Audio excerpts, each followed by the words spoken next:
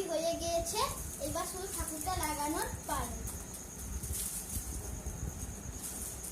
ঠাকুরটা লাগিয়ে দিলাম। এই দেখো চারধারে 4টে পতাকা লাগিয়েছি। এইবার একটু মিষ্টি জল দেব, দিয়ে 5টার সময় বার করবো রথটা। কেমন হয়েছে সেটা অবশ্যই জানাবে। আমি আর আমার বন্ধুরা বানিয়েছি এই রথটা, দেখুন।